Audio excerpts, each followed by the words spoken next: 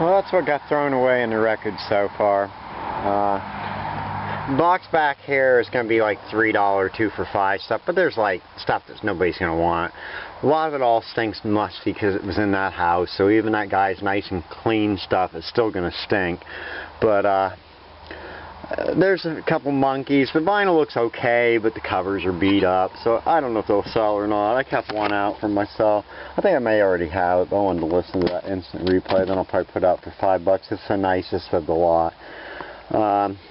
This is what I got out. The back side of this is a little better stuff, but I didn't get a lot of good stuff. There's 2 in the house, too. Which then when I looked up that, there was at Yardbirds, and I looked it up when I got home, and now it doesn't seem like it's worth that much, so I don't know. I got Mott the Hoople. I think all this stuff's very good or better vinyl. I'll have to double check it all, but this common thing, I don't know if that'll stay in a $5 box. Traffic. I'm going to double check some of this since I don't get it very often. Uriah Heep, 10 Years After. Moody Blues. I don't sell too many Moody Blues. This one's pretty, both of them are clean though. This Styx has a beat up cover, but the record's okay. I think Sweet Madam Blues on that. Equinox. Gershwin guitars. I don't know what. I'm going to probably listen to that. But some of these had. Yeah, see, that's pretty nice. I'm going to take that out of there. I thought I got them all. Yeah, the Beatles are in the back of this, which you'll see. This has some scuffs. Johnny Winter. I don't know if it's going to play good. Ambrosia with the guy Stedman that did like Fear and Loathing. It's a pretty cool cover. It's not worth much. It'd be $5. Paul Simon, $5. This Masqueraders, I thought it was worth something. Somebody has a big price, and then it's worth probably $10 to $20. It'll be a $5 record. The first song, I Can't Get No Nuki, I thought made it maybe a kind of obscure thing. Here's a Creedence that's pretty beat up. Poco, Deep Purple. I'll probably check that. I'm going to put that over here. And there's a Nazareth.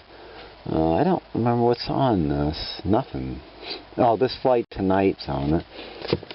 And then there's 1J Giles. There's just so much stuff missing.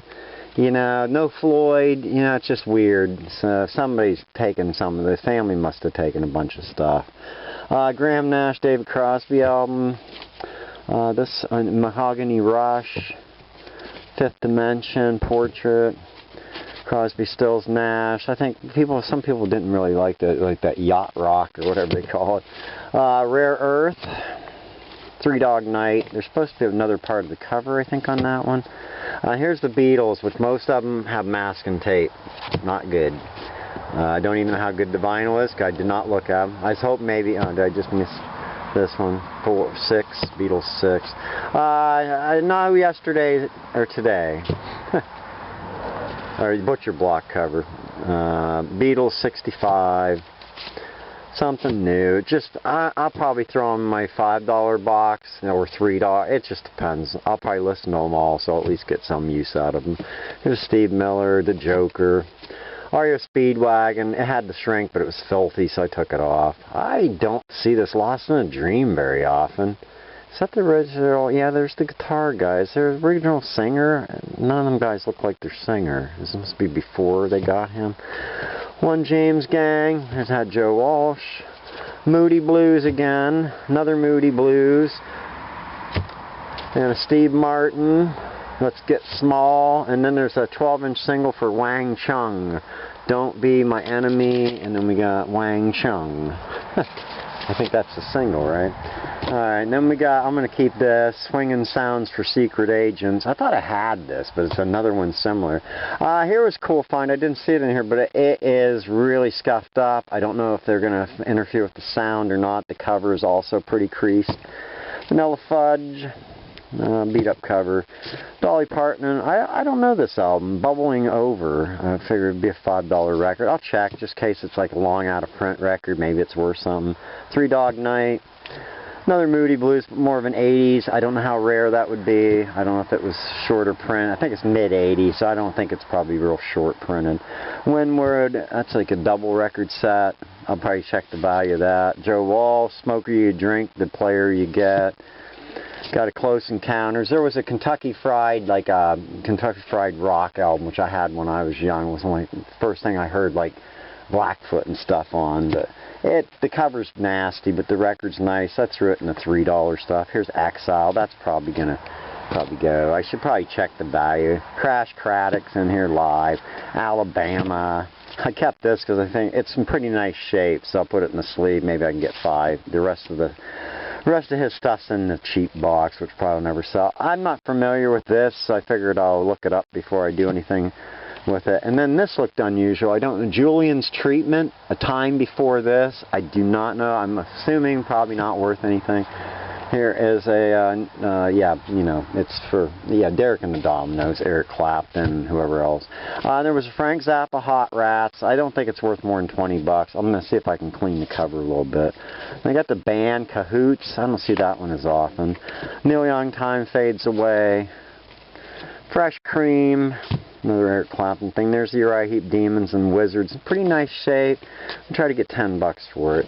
This Steve Miller's not really worth much in the anthology. I may listen to it. I found the stuff I listened to of his earlier stuff, at the time I heard it, I thought it was confusing. It's not like Fly Like an Eagle and all that stuff. Which, speaking of, Fly Like an Eagle. I don't know if that's worth more than $5.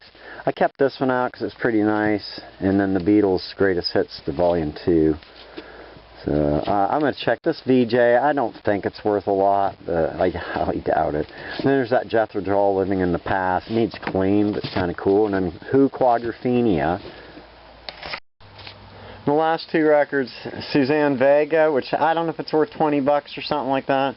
And the Yardbirds, Over, Under, Sideways, Down, which I thought was worth like between $20 and $40, but I don't know now. And there's something gross. It still has the shrink, but there's something between the shrink and that. I may try to stick something like a comic board down in there and see if it's something that can flick off. But flick off. Anyway, that's the records I got. You can tell me if I got some decent stuff or not.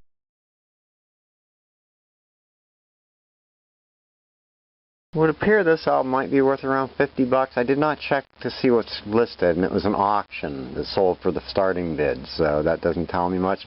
I did also not look to see what kind of music it is, so we're going to find out. Not too bad.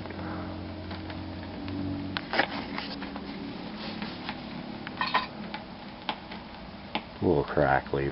I only brush cleaned it. Come on, hurry up. Crackly.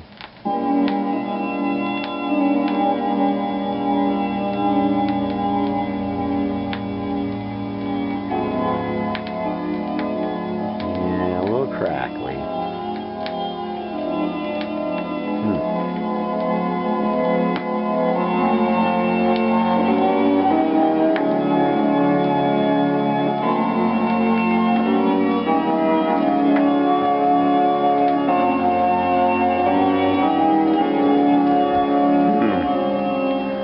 First Oracle, The Coming of the Mule, Phantom City, The Black Tower.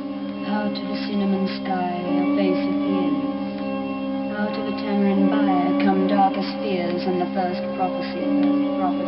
The oracle speaks. There will come a man and the thunder of suns. There will come a time of the plunder of minds. Look to yourselves, don't count the years. Hold still your bells, hold back your tears.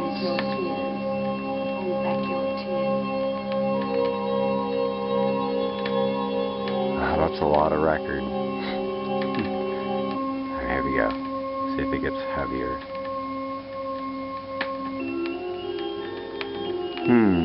Nope. Well, I'm still kind of enthused by it. Whoa!